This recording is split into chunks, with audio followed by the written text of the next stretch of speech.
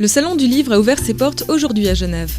Pour marquer cette 30e édition, une exposition de 600 mètres carrés a été dédiée à Paulo Coelho, un auteur célèbre pour ses œuvres vendues plus de 190 millions d'exemplaires, mais peu pour son parcours de vie ponctué d'expériences mystiques, politiques et musicales surprenantes. Alors je côtoyais Paulo Coelho depuis quelques années quand j'ai appris qu'il était en train de faire revenir du Brésil jusqu'à Genève, où il habite depuis 10 ans cette année, des documents personnels, des objets, des archives. Et moi qui rêvais de trouver une manière de mettre en scène l'univers d'un auteur contemporain aussi universellement reconnu que lui, je lui ai fait cette proposition. Paulo, nous allons t'exposer pour la 30e édition du Salon du Livre de Genève. Et après quelques discussions, il a accepté. Alors c'est une pièce qui représente l'enfance et la jeunesse de Paulo Coelho. C'est le bureau de son enfance qu'il a conservé avec son petit tabouret. Il a commencé à écrire très tôt et puis il a dit à ses parents très vite, je veux être écrivain.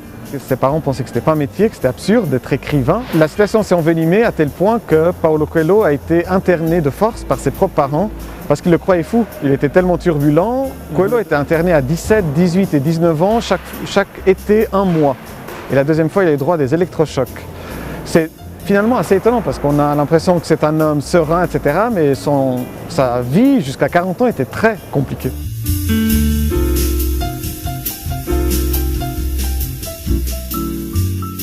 En plus de la violence domestique, il y avait la violence politique, parce que depuis 1964, c'est une dictature qui arrive au Brésil, qui dure 21 ans.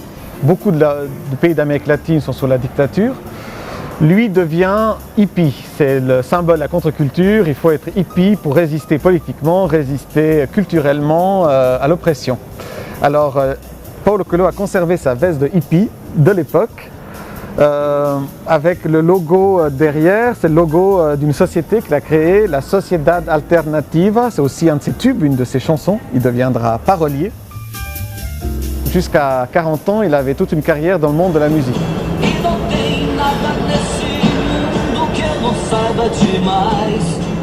Au début des années 70, il rencontre un chanteur brésilien qui cherchait un parolier.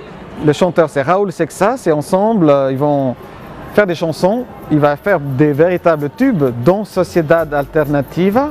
Cette chanson, Sociedad Alternativa, va le faire arrêter par la junte parce que Société Alternative, la dictature pensait qu'il faisait un hymne à la rébellion. Le soir même, ses parents arrivent à le faire libérer par un avocat et devant la prison, il se fait enlever par une police paramilitaire, c'est-à-dire qu'il disparaît pendant une semaine. Mais dès qu'il commence à écrire et que quelque chose se passe, son premier texte c'est Le Pèlerin de Compostelle qui est un succès, 40 000 exemplaires au Brésil. Ensuite il écrit L'Alchimiste et là c'est hors norme. C'est un best-seller mondial et tellement rapidement mondial, on n'a jamais vu ça, il n'y a pas d'antécédent. On a exposé le manuscrit de L'Alchimiste juste avant publication.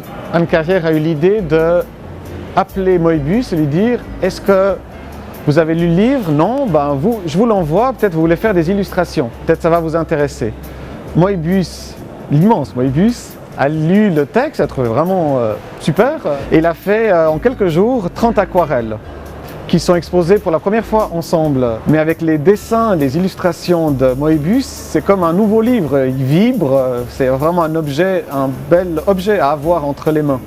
On a tenu à mettre cette tour de livre qui part juste au-dessus de la machine à écrire pour montrer à quel point il est populaire. Il est traduit dans plus de 60, 70 langues différentes. Donc je me réjouis de voir qu'est-ce qu'il va dire dimanche. On ne sait pas. Peut-être même que lui-même ne le sait pas non plus encore.